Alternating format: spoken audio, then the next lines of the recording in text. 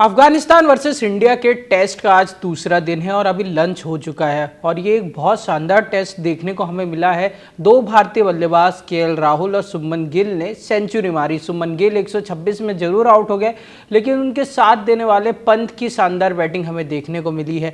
इसी के साथ हमें अफगानिस्तान के बॉलर सलीम की एक बहुत बेहतरीन बॉलिंग देखने को मिली। उनने अकेले 4 विकेट चटकाए और भारत ने एक बहुत विशाल टोटल बना दिया है। इसी सब पे हम बात करेंगे। आज सिर्फ दूसरा दिन है पर भारत 475 रन के करीब स्कोर पे पहुंच चुका है।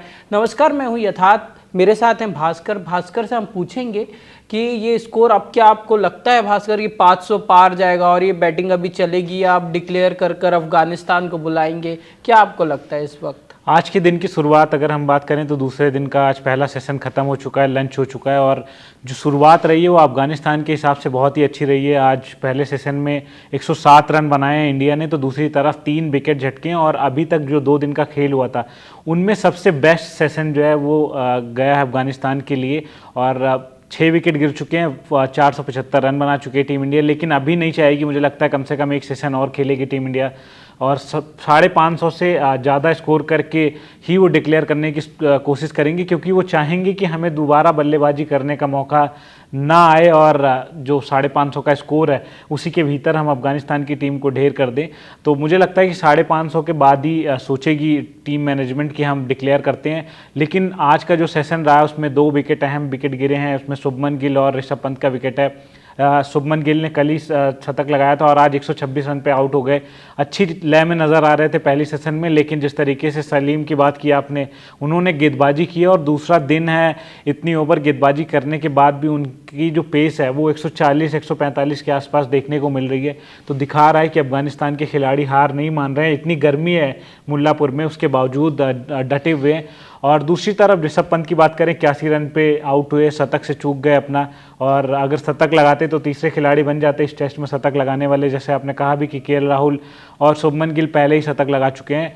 तो स्थिति ये बहुत अच्छी है टीम इंडिया की, लेकिन 550 के बाद ही डिक्लेयर करेगी। भास्कर, मेरा एक सवाल आपसे ये है कि हम लोग लगातार ये चर्चा कल भी क्रिकेट कंट्री पे चल रही थी कि ऋषभ पंत के लिए ये अपॉर्चुनिटी जो है ये बहुत ज़रूरी है इस वक्त जो मिली है, क्योंकि उनकी पोजीशन के लिए कई लोग बैठे हुए हैं कि जगह ले ले उनकी। ईशान किशन हुए, तो ऐसे जैसे कई सारे बल्लेबाज हमारे सामने हैं।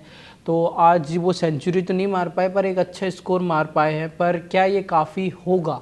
मुझे लगता है कि काफ़ी होगा। जिस तरीके का टेस्ट क्रिकेट में खासकर रिकॉर्ड रहा है ऋषभ पंत का और कई मैचेस अकेले के दम पे ऋषभ पंत ने जिताए हैं टेस्ट में, तो मुझे लगता है कि टेस्ट में तो उस खिलाड़ी को रिप्लेस करने वाला दूसरा खिलाड़ी भी उस तरीके का होना चाहिए कि उसकी परफॉर्मेंस ऐसी हो कि आप अगर उसको लाके खड़ा करें तो कोई सवाल ना खड़े कर पाए।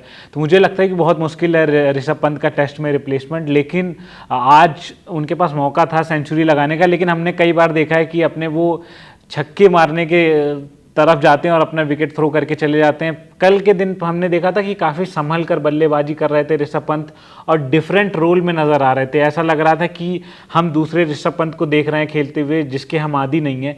लेकिन आज के दिन की बात करें तो वो एकदम खुल के खेलते हुए नज़र आए, क्योंकि एक जो दबाव की बात की आपने, जो प्रेशर था उनका, वो प्रेशर कल ही उतर गया, क्योंकि उनके बल्ले से अर्धशतकीय पारी देखने को मिल गई थी हमारे बल्ले। कल ही उनके बल्ले से उन्होंने 50 मार दी थी, तो वो प्रेशर कहीं ना कहीं हल्का हो गया। लेकिन आज अगर वो शतक बनाते तो कहीं ना कहीं एक अच्छी स्थिति में टीम इंडिया भी होती। तो आपको ये लग रहा है कल जो आहिस्ता पारी खेली वो उनके दिमाग में ये सब चीज़ें होंगी? क्योंकि या हर कोई किसी ने यही बात बोली है और जितना भी हम देखे सब ने बोला कि इस इनिंग पर और इस टेस्ट पे बहुत ज़्यादा उनके करियर पे चल रहा था कि क्या होएगा आगे। तो अब आपको लग रहा है थोड़ी सेफ लाइन में, पर अगर सेंचुरी होती तो और भी ज़्यादा मतलब कंफर्म रहते वो, तो अभी भी ऊपर नीचे कुछ हो सकता है कि क्या होगा? और मुझे लगता है कि उनके जगह को लेके, उनके पोजीशन को लेके काफ़ी ज़्यादा बातचीत हो रही है, लेकिन होनी नहीं चाहिए। खासकर इसलिए हो रही है क्योंकि आईपीएल का बहुत ही ख़राब सीज़न गया है और उनके टेस्ट क्रिकेट की बात करें तो इंग्लैंड के बाद वो खेल रहे हैं। ऐसा नहीं कि बीच में वो इंजर्ड थे। इंग्लैंड का जो टेस्ट मैच हुआ था 5 मुकाबलों का, वहाँ पे उन्होंने आखिरी बार टेस्ट मुकाबला खेला था और वहाँ पे भी वो अच्छी लय में नज़र आ रहे थे। तो क्यों बात हो रही थी ऋषभ पंत की टेस्ट में खासकर मुझे नहीं समझ में आ रहा। हाँ, उन पे दबाव जरूर था और वो दिखाते नहीं है, कोई खिलाड़ी दिखाता नहीं है कि मेरे पे दबाव है, क्योंकि उनके आसपास जो चल रहा है, जो चीज़ें चल रही हैं, उन्होंने कैप्टनसी भी छोड़ी लखनऊ सुपर जायंट्स के इस टेस्ट मुकाबले से पहले, तो कहीं ना कहीं अपने आप को रिलैक्स करना चाहते हैं। हर खिलाड़ी को पता है कि सोशल मीडिया पे उनके लिए क्या चल रहा है, टीम मैनेजमेंट में उनके लिए क्या चल रहा है। हालांकि जो बैटिंग कोच हैं उन्होंने मैच शुरू होने से पहले कहा भी कि हमने ऋषभ पंत को कुछ वैसा स्पेसिफिक कहा नहीं है कि आप अपने खेल में चेंज करें या कुछ भी, लेकिन एक दबाव जो आपने कहा कि एक दबाव उनके मेंटली चल रहा था कि यार मेरी जगह क्या है, मैं परफॉर्मेंस कर पा रहा हूँ नहीं कर पा रहा हूँ, डिलीवर कर पा रही हूँ नहीं कर पा रहा हूँ, वो दिमाग में उनके चल रहा था,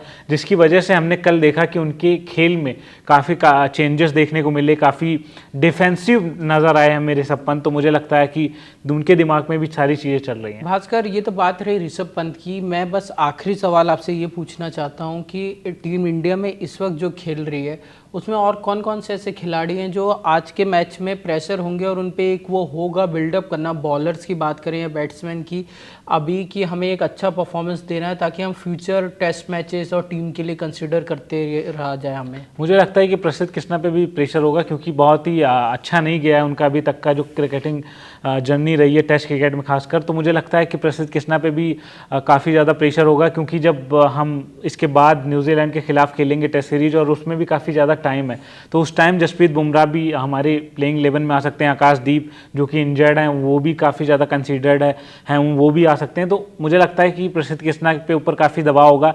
दूसरी तरफ सिराज हैं, सिराज पे उतना ज़्यादा प्रेशर इसलिए नहीं होगा क्योंकि उन्होंने काफ़ी प्रूफ किया है अपने आप को अपनी बॉलिंग से, जिस तरीके से एफर्ट्स लगाते हैं खासकर टेस्ट क्रिकेट में। तो अगर बॉलिंग की बात करें तो ऋषभ पंत के बाद दूसरा खिलाड़ी प्रसिद्ध कृष्णा होने वाला है, जिसको अपने आप को प्रूफ करने की ज़रूरत है। और खासकर इंडियन पिचेस पे हमने देखा है कि आप जो कंडीशन मिलती है इंग्लैंड, साउथ अफ्रीका या ऑस्ट्रेलिया में, वो तेज गेंदबाजों के लिए मददगार होती है, लेकिन हम इंडियन कंडीशन में हमें कम देखने को मिलता है, क्योंकि यहाँ पे स्पिनर्स के लिए काफ़ी ज़्यादा मदद होता है। तो ऐसे में मुझे लगता है प्रसिद्ध कृष्णा पे भी काफ़ी ज़्यादा प्रेशर होगा। और दूसरी चीज़ ये है कि वो गुजरात टाइटंस से आते हैं। हमने देखा इस टेस्ट मुकाबले में कि 6 खिलाड़ी गुजरात टाइटंस के खेल रहे हैं, तो एक प्रेशर ये भी है कि सवाल खड़े होते हैं कि ऋषभ पंत जो है और भी खिलाड़ी उन पर परफॉर्मेंस के दबाव, लेकिन आप एक ऐसी टीम से आते हैं जिसके कप्तान शुभमन गिल हैं, तो कहीं ना कहीं एक आरोप भी लगता है कि अपने प्लेयर्स को बैक कर रहे हैं, तो वो भी एक है प्रसिद्ध कृष्णा के लिए कि उनको परफॉर्मेंस करनी पड़ेगी। तो ये तो बात रही कि किन किन प्लेयर पे दबाव है। इस चीज़ को इन्वॉल्व करना इसलिए भी ज़रूरी था क्योंकि अब जिस हिसाब से मैच आगे बढ़ रहा है, हो सकता है जैसे भास्कर ने बताया, इंडिया एक लंबा स्कोर करना चाहिए और फिर तुरंत अफगानिस्तान को आउट करके शायद उन्हें फॉलोअप दे देगी। बिल्कुल। तो ये काफ़ी प्लेयर्स के लिए कुछ चांसेस कम कर देंगे, खासकर बैटिंग लाइनअप वाले प्लेयर्स के तो बहुत कम हो जाएंगे। तो इस बारे में बात करना ज़रूरी थी। फिलहाल के लिए तो बस इतना ही। हम आपको लेके आएंगे इवनिंग के सेशन के लिए रिपोर्ट। ऐसे ही क्रिकेट की हर अपडेट के लिए आप लोग देखते रहिए क्रिकेट कंट्री।